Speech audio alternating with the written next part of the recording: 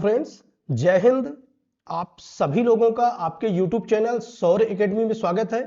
हमारी जो आर्मी अग्निवीर की क्लासेस चल रही हैं उसी क्लास को हम कंटिन्यू करेंगे। ये आर्मी अग्निवीर के जितने फॉर्मेट हैं उसके अलावा एसएससी, बैंकिंग, पुलिस और जितने भी वनडे एग्जाम है जहां पे जीके जीएस पूछा जा रहा है तो वो सभी लोग देख सकते हैं।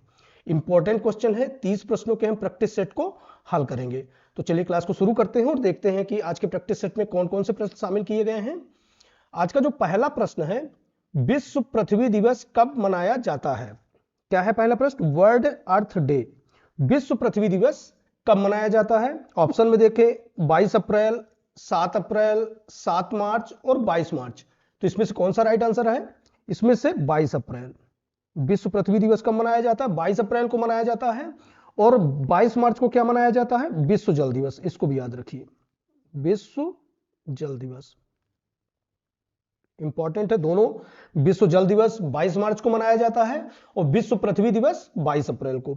इसके अलावा कुछ महत्वपूर्ण अंतर्राष्ट्रीय दिवस है, उनको भी देख लेते हैं। विश्व वन्य जीव दिवस कब मनाया जाता है? 3 मार्च को। विश्व जल दिवस जिसकी बात कर रहे थे 22 मार्च को। प्रश्न में पूछा गया है विश्व पृथ्वी दिवस वो कब मनाया जाता है? 22 अप्रैल को। अंतर्राष्ट्रीय श्रमिक दिवस 1 मई को। अंतर्राष्ट्रीय योग दिवस ये भी इंपॉर्टेंट है 21 जून को। विश्व पर्यटन दिवस 27 सितंबर को। विश्व एड्स दिवस 1 दिसंबर को और अंतरराष्ट्रीय मानवाधिकार दिवस 10 दिसंबर को मनाया जाता है। तो ये सारे के सारे इंपॉर्टेंट डेट्स हैं, दिवस हैं, इनको याद रखिए। दूसरा प्रश्न है, भारत में वर्ल्डमैन के उपनाम से किसे जाना जाता है? यह भी इंपॉर्टेंट प्रश्न है। बर्डमैन के नाम से किसे जाना जाता है? यहां पे ऑप्शन में देखें तो अनिल अग्रवाल, माधव गाडगिल, सलीम अली, राजेंद्र सिंह। तो ये किसे जाना जाता है? ये पक्षी वैज्ञानिक हैं सलीम अली, जिन्हें भारत में बर्डमैन के नाम से जाना जाता है। तो इंपॉर्टेंट है, इसको याद रखिए। यहां पे एक ऑप्शन में राजेंद्र सिंह है, इन्हें जल पुरुष के नाम से जाना जाता है। भारत के जल पुरुष के नाम से किसे जाना जाता है? तो राजेंद्र सिंह को। तो ये नाम भी याद रखिए। माधव गाडगिल, ये पर्यावरण से संबंधित एक कमेटी गठित हुई थी, गाडगिल कमेटी, उसके अध्यक्ष रहे हैं। तो ये माधव गाडगिल वही हैं। और अनिल अग्रवाल एक बिजनेसमैन है। तो इस तरह से ये याद रखिए। यहां पे राइट आंसर क्या हो जाएगा? सलीम अली। नेक्स्ट देख लेते हैं, साइलेंट वैली आंदोलन भारत के किस राज्य में हुआ था? साइलेंट वैली आंदोलन जो हुआ था वो भारत के किस राज्य में हुआ था? तमिलनाडु, केरल, आंध्र प्रदेश, कर्नाटक। तो कहां पे हुआ था? ये केरल राज्य में हुआ था। कहां पे? केरल में। राइट आंसर क्या हो जाएगा? बी हो जाएगा। अंतरराष्ट्रीय सौर गठबंधन का मुख्यालय कहां स्थित है? इंपॉर्टेंट क्वेश्चन है। अंतरराष्ट्रीय सौर गठबंधन, इंटरनेशनल सोलर ऑर्गेनाइजेशन, कहां पे लोकेटेड है? इसका मुख्यालय कहां पे स्थित है? Gurugram Bharat, Jakarta, Manila, Leon. तो ये कहां पे स्थित है? ये भारत में ही है, भारत के गुरुग्राम में स्थित है। अंतरराष्ट्रीय संगठन है इसलिए इंपॉर्टेंट हो जाता है। उसके अलावा जकार्ता में क्या है? तो एशियन का मुख्यालय है। मनीला में एडीबी, एशियन डेवलपमेंट बैंक का मुख्यालय है। और लियोन में क्या है? इंटरपोल का मुख्यालय कहां है? तो लियोन में है। तो इस तरह से इनको भी याद रखिए। यहां पे अंतरराष्ट्रीय सौर संगठन पूछा गया है तो गुरुग्राम भारत, एशियन का पूछा जाए तो Jakarta, ADB Asian development bank का पूछा जाए तो मनीला फिलीपींस, और इंटरपोल का पूछा जाए तो लियोन फ्रांस में है। तो ये सारे के सारे मुख्यालय इनको याद रखिए। उसके अलावा कुछ प्रमुख अंतरराष्ट्रीय संगठन हैं जिनकी बात कर लेते हैं। एशियाई विकास बैंक, एडीबी बैंक की 1966 में स्थापना हुई थी। मुख्यालय कहां है इसका? Manila Philippines. जो एशियन है, दक्षिण पूर्व एशियाई राष्ट्रों का सहयोग संगठन है, इसकी स्थापना 1967 में हुई थी। और मुख्यालय कहां है इसका? तो जकार्ता, इंडोनेशिया में है। राष्ट्रमंडल कॉमनवेल्थ गेम 1931 में इसकी स्थापना हुई थी और लंदन में, ब्रिटेन में इसका मुख्यालय है। यूरोपीय यूनियन का ब्रुसेल्स में, G8 का न्यूयॉर्क अमेरिका में, ओपेक का वियना ऑस्ट्रिया में, रेड क्रॉस इंपॉर्टेंट है 1863 का जिनेवा स्विट्जरलैंड, और इंटरपोल का 1923 लियोन फ्रांस में है। इसमें से भी इंपॉर्टेंट है, इनको देख लीजिएगा एक बार। सर्वोच्च न्यायालय में केंद्र सरकार का प्रमुख वकील कौन होता है? इंपॉर्टेंट क्वेश्चन है। सर्वोच्च न्यायालय में केंद्र सरकार का जो वकील होता है, प्रमुख वकील होता है, वो कौन होता है? भारत का महान्यायवादी, attorney general of India, advocate general, secretary law ministry, सचिव कानून मंत्रालय और वरिष्ठ वकील, इनमें से कौन सा होता है? तो जो केंद्र सरकार का प्रमुख वकील होता है ये कौन होता है? Attorney general of India. Bharat का महान्यायवादी होता है, इसकी नियुक्ति राष्ट्रपति द्वारा होता है और इसका वर्णन अनुच्छेद 76 में इसका वर्णन मिलता है, तो इसको भी याद रखिए। इनकी डिटेल देख लेते हैं। नियुक्ति भारत के अटॉर्नी जनरल की संविधान की धारा 76(1) में राष्ट्रपति द्वारा नियुक्त किया जाता है। भारत का जो महान्यायवादी होता है ये भारत सरकार का मुख्य कानूनी सलाहकार होता है और सर्वोच्च न्यायालय में भारत सरकार का प्रमुख वकील होता है, भारत सरकार की तरफ से अपनी दलीलें पेश करता है। और वर्तमान जो महान्यायवादी है वो कौन है? आर वेंकट रमणी है। इसको भी याद रखिए क्योंकि करंट अफेयर से जुड़ा हुआ क्वेश्चन है, इंपॉर्टेंट है। भारतीय संविधान का भाग 3 संबंधित है। भारतीय संविधान में भाग 3 किससे संबंधित है? मूल कर्तव्य, मूल अधिकार, राज्य के नीति निर्देशक तत्व, उपरोक्त में से कोई नहीं। तो यहां पे जो मूल अधिकार है, फंडामेंटल राइट्स हैं, जिनका वर्णन 12 से 35 अनुच्छेद 12 से 35 में मिलता है, ये भाग 3 में सम्मिलित है। तो राइट आंसर क्या हो जाएगा? मूल अधिकार, बी आंसर हो जाएगा राइट। मूल कर्तव्यों का वर्णन कहां पे मिलता है? तो भाग 4 का में, भाग 4 का में मिलता है किसका वर्णन? मूल कर्तव्य का। और राज्य के नीति निर्देशक तत्व का वर्णन मिलता है भाग 4 में। तो इसको भी याद रखिए, ये भी पूछा जा सकता है। यहां पे समान जो फंडामेंटल राइट्स हैं उनका वर्णन दिया गया है। समानता का अधिकार, 6 प्रकार के फंडामेंटल राइट्स अभी वर्तमान में हैं। समानता का अधिकार, स्वतंत्रता का अधिकार, शोषण के विरुद्ध अधिकार, धार्मिक स्वतंत्रता का अधिकार, सांस्कृतिक और शिक्षा संबंधी अधिकार और संवैधानिक उपचारों का अधिकार। और इनके अनुच्छेद दिए हुए तो इनको देख लीजिए जो भी इंपॉर्टेंट है। पूर्व का पेरिस किस शहर को कहा जाता है? थोड़ा सर्दी जुकाम है। पूर्व का पेरिस किस शहर को कहा जाता है? यहां पे पूछा गया है पूर्व का पेरिस भारत के किस शहर को कहा जाता है? तो श्रीनगर, मुंबई, जयपुर, मदुरई। तो किस शहर को कहा जाता है? ये जयपुर को। जयपुर को पूर्व का पेरिस, गुलाबी नगरी, पिंक सिटी भी बोला जाता है। इसके अलावा श्रीनगर को क्या बोला जाता है? तो झीलों का शहर। झीलों का शहर किसे बोला जाता है? श्रीनगर को। मुंबई को 7 टापुओं का शहर, 7 टापुओं का शहर किसे बोला जाता है? तो मुंबई को। मदुरई को किसका शहर बोला जाता है? तो त्योहारों का शहर किसको बोला जाता है? मदुरई को।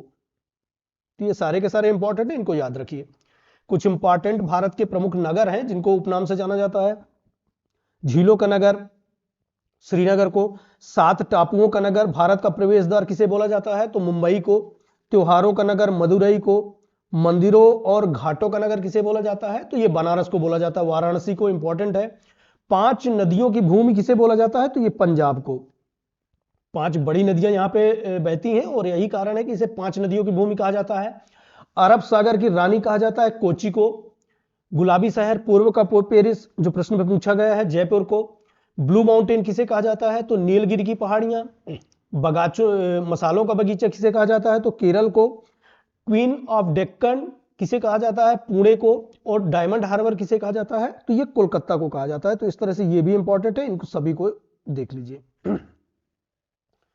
चौसा का युद्ध किसके मध्य हुआ था? यहां पे पूछा गया है चौसा का युद्ध किसके मध्य हुआ था? शेर खान हुमायूं, शेर खान बाबर, हुमायूं मेदिनी राय और बाबर राणा सांगा। तो किसके मध्य हुआ था? ये शेर शाह और हुमायूं के मध्य हुआ था। किसके मध्य हुआ था? शेर खान और हुमायूं के मध्य हुआ था।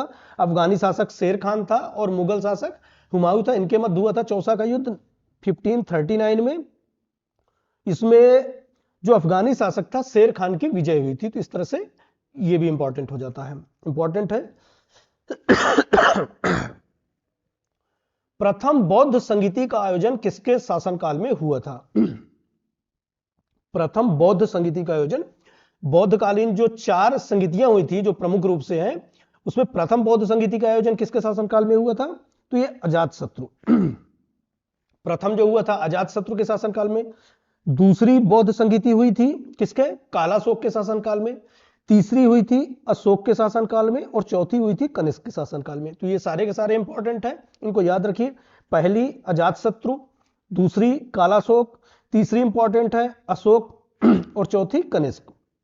इस तरह से चारों इंपॉर्टेंट है। इसमें से पहली और तीसरी को, इनको दोनों को याद रखिए। पहली अजातशत्रु और तीसरी अशोक के शासनकाल में हुआ था।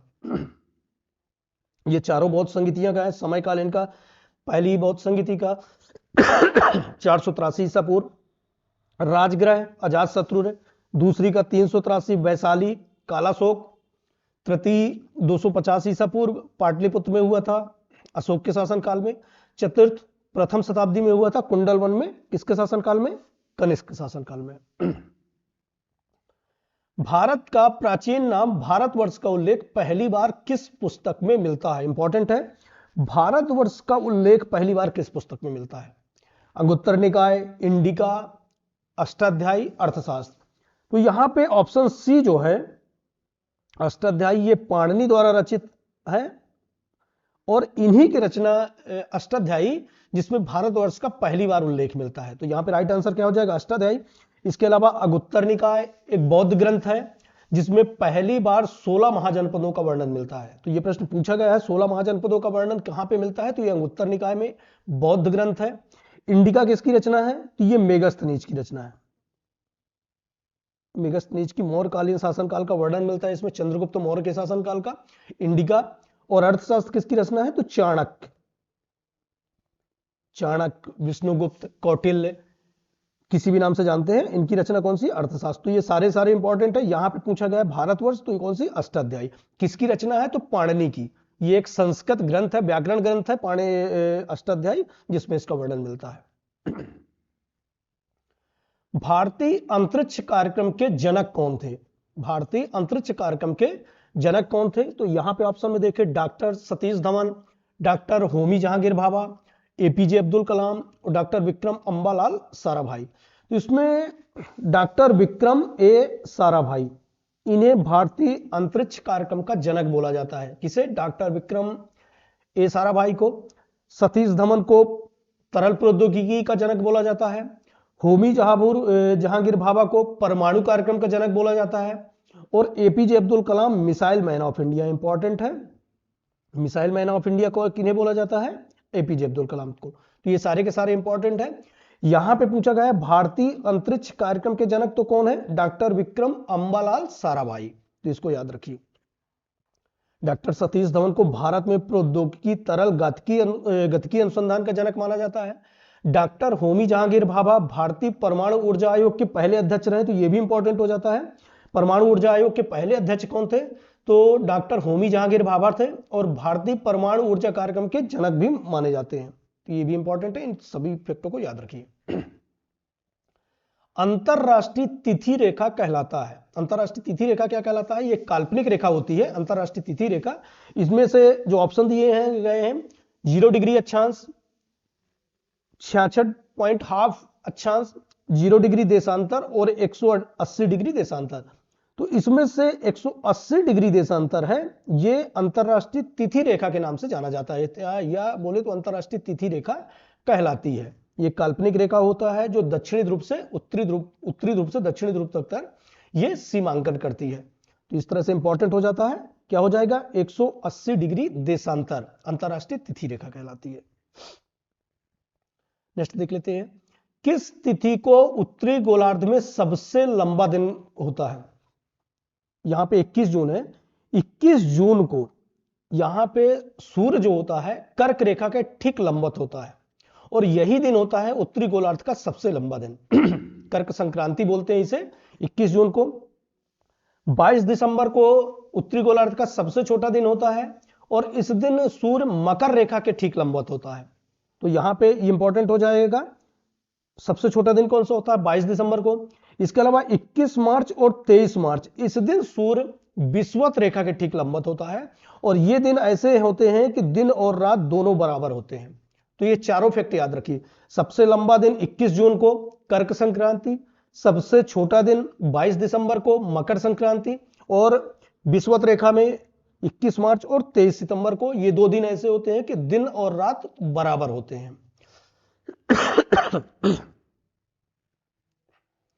दल बदल निरोधक कानून किस संविधान संशोधन विधेयक से संबंधित था? दल बदल विधेयक निरोधक कानून किस संविधान संशोधन विधेयक से संबंधित था? 54वां, 53वां, 51वां, 52वां। तो ये 52वें संविधान संशोधन से संबंधित था। दल बदल से संबंधित कानून संशोधन लाया गया था। वो किससे? 52वां संविधान संशोधन था, 1985 में लाया गया था। तो इसको भी याद रखिए, पूछा जा सकता है। किसे एशिया की रोशनी कहा जाता है? एशिया की रोशनी, द लाइट ऑफ एशिया, किसे कहा जाता है? यहां पे देखें, अकबर, गौतम बुद्ध, महात्मा गांधी, माओ त्से तुंग को। तो किसे कहा जाता है? यहां पे गौतम बुद्ध। गौतम बुद्ध को क्या कहा जाता है? लाइट ऑफ एशिया या एशिया की रोशनी के नाम से जाना जाता है। तो यहां पे राइट आंसर क्या हो जाएगा? बी हो जाएगा। यहां हमारे जीके के क्वेश्चन समाप्त होते हैं। अब हम साइंस के क्वेश्चन पे चलते हैं। वह तत्व जो मानव पसीने के माध्यम से उत्सर्जित होता है, वह तत्व जो मानव पसीना, जब पसीना बहता है तो इनमें से कौन सा तत्व उत्सर्जित होता है? लोहा, जस्ता, सोडियम क्लोराइड, मैग्नीशियम। तो जब मानव पसीना बहता है तो उसमें पानी और सोडियम क्लोराइड होता है। क्या होता है? Sodium chloride, NaCl। तो यहां पे राइट आंसर क्या हो जाएगा? Sodium chloride. निम्न में से कौन प्राकृतिक गैस का मुख्य घटक है? यहां पे प्राकृतिक गैस का मुख्य घटक पूछा गया है। ऑप्शन में देखें तो मीथेन, एथेन, प्रोपेन, बेंजीन, ये चारों के चारों प्राकृतिक गैस के घटक हैं। यहां पे पूछा गया है मुख्य घटक, जिसका जो संगठन होता है सबसे ज्यादा होता है, तो ये मीथेन है। प्राकृतिक गैस में सबसे ज्यादा मात्रा जो होती है मीथेन की होती है। उसके अलावा आंशिक रूप से एथेन, प्रोपेन, बेंजीन भी पाया जाता है। तो यदि प्राकृतिक गैस के घटक पूछे तो ये चारों के चारों सही हैं। यहां पे पूछा गया है मुख्य घटक, तो ये मीथेन, मीथेन राइट आंसर हो जाएगा।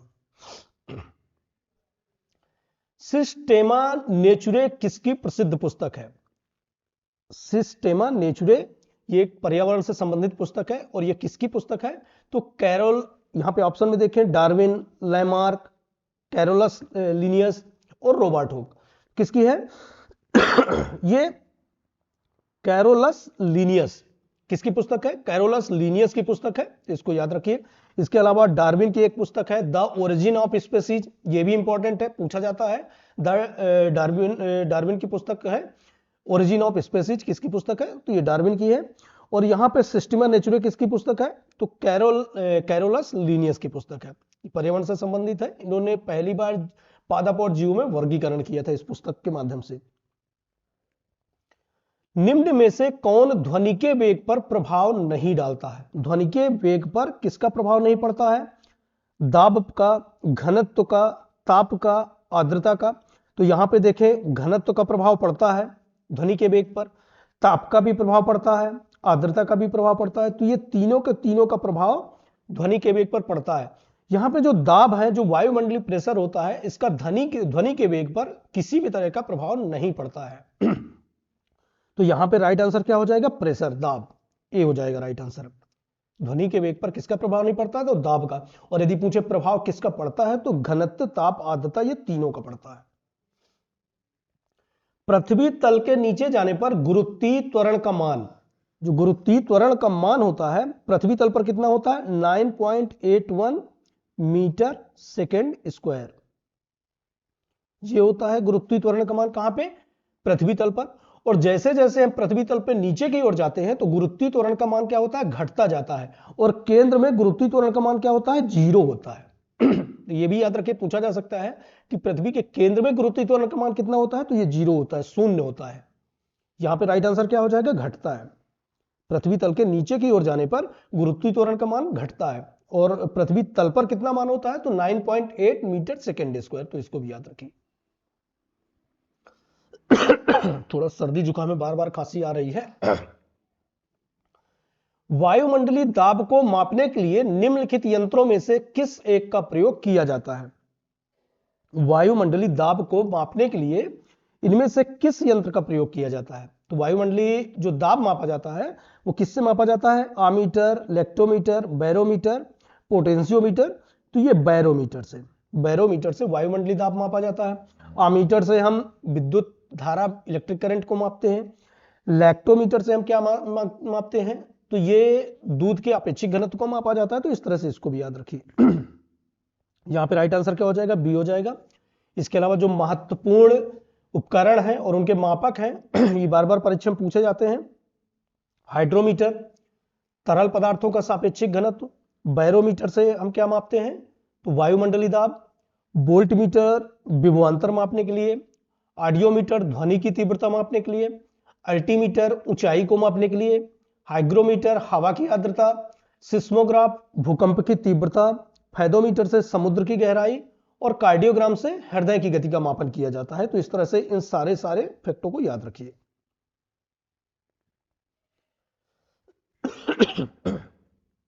नेक्स्ट क्वेश्चन है, न्यूटन का पहला गति का नियम किसकी संकल्पना देता है? न्यूटन ने 3 नियम दिए थे। न्यूटन ने कितने नियम दिए थे? 3 नियम। न्यूटन का पहला नियम, दूसरा नियम, तीसरा नियम। तो पहला गति का नियम जो होता है वो किसकी संकल्पना को देता है? जड़त्व, ऊर्जा, कार्य, संवेग। तो ये जड़त्व का नियम। न्यूटन के प्रथम गति के नियम किसकी संकल्पना को देता है? तो ये जड़त्व के नियम को। और न्यूटन के गति का प्रथम नियम क्या कहता है कि कोई भी पिंड यदि गतिमान अवस्था में है या स्थिर अवस्था में है तो वह तब तक गतिमान या स्थिर अवस्था में रहेगी जब तक उस पर कोई बाहरी बल नहीं आरोपित किया जाता है। तो ये कौन सा नियम? जड़त्व का नियम। तो यहां पर राइट आंसर हो जाएगा जड़त्व का नियम। दूसरे नियम की बात करें तो ये संवेग की संकल्पना को देता है यदि दूसरे नियम की बात करें। और तीसरा नियम क्रिया प्रतिक्रिया की संकल्पना को देता है। तो इस तरह से तीनों फैक्ट याद रखिए। यहां पे पूछा गया है प्रथम गति का नियम, तो ये जड़त्व का। निम्न में से किसकी कमी से रिकेटस रोग होता है? इंपॉर्टेंट है, बीमारियों से प्रश्न पूछे जा रहे हैं आपके एग्जाम में। विटामिन ए की कमी से कौन सा रोग होता है? तो रतौंधी, मुख्य रूप से रतौंधी होता है, याद रखिए। विटामिन सी की कमी से स्कर्वी। विटामिन सी की कमी से कौन सा रोग होता है? विटामिन सी की कमी से स्कर्वी। विटामिन के की कमी से खून का थक्का ना बनना। और विटामिन डी की कमी से कौन सा होता है? तो रिकेटस। यहां पे पूछा गया है विटामिन डी की कमी से, तो वो कौन सा रोग है? रिकेटस जो है वो विटामिन डी की कमी से होता है। तो राइट आंसर क्या हो जाएगा? डी हो जाएगा। इसके अलावा इनको भी याद रखिए। इसके अलावा महत्वपूर्ण जो विटामिन और उनकी कमी से होने वाले रोग हैं उसके अलावा इनके वैज्ञानिक नाम है विटामिन ए रेटिनल, रतौंधी वृद्धि का रुकना, विटामिन सी स्कार्बिक अम्ल, मसूड़े फूलना, स्कर्वी अस्थियां कमजोर होना, विटामिन डी कैल्सीफेरॉल, रिकेटस सूखा रोग, दांतों का रोग जो प्रश्न में पूछा गया है, विटामिन ई टोकोफोरॉल जनन शक्ति का कम होना, विटामिन के फिलोक्विनोन रुधिर स्राव का होना, ऐंठन इत्यादि। तो ये इंपॉर्टेंट है, इन सारे के सारे फैक्टों को देख लीजिए।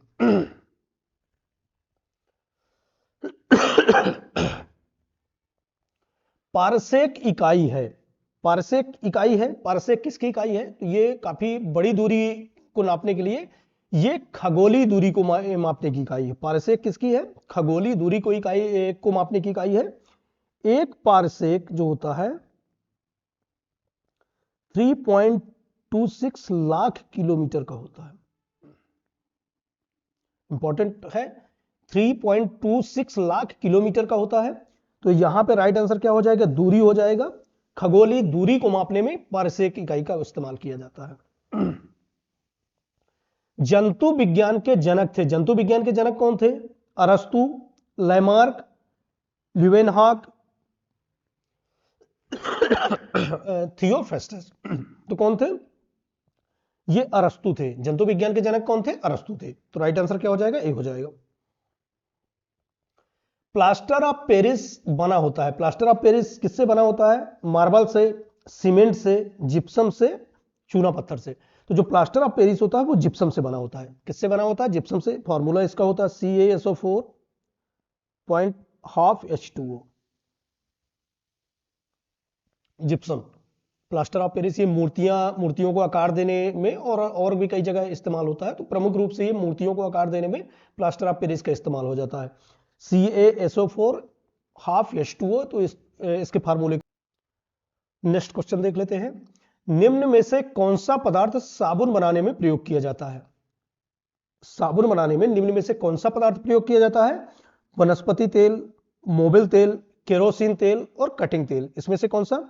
जो वेजिटेबल ऑयल होता है, वनस्पति तेल होता है, इसका प्रयोग हम साबुन बनाने में करते हैं। तो राइट आंसर क्या हो जाएगा? ए हो जाएगा। रक्तचाप किससे नियंत्रित होता है? जो ब्लड प्रेशर होता है उसको कौन कंट्रोल करता है? तो थायराइड ग्रंथि, थाइमस ग्रंथि, एड्रीनल ग्रंथि और पैराथायराइड ग्रंथि। तो इसमें से कौन सा? तो ये जो एड्रीनल ग्रंथि होती है ये रक्तचाप को नियंत्रित करती है। कौन सी ग्रंथि? एड्रीनल ग्रंथि।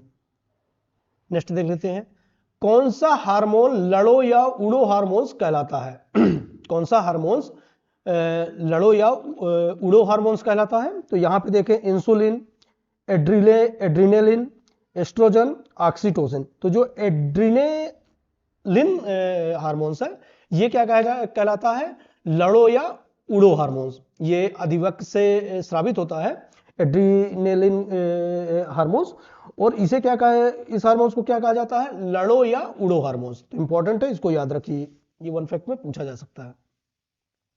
इस तरह से हमारी यहाँ पे जीके और जीएस की क्लास यहीं पे समाप्त होती है। चैनल पर नए हैं तो सब्सक्राइब कर दीजिए। किसी भी प्रकार की प्रश्न को लेकर, किसी भी प्रकार की कोई क्यूरी है, कोई आस्किंग है, तो आप कमेंट सेक्शन में कमेंट कर दीजिए, आपको उसमें जवाब मिल जाएगा।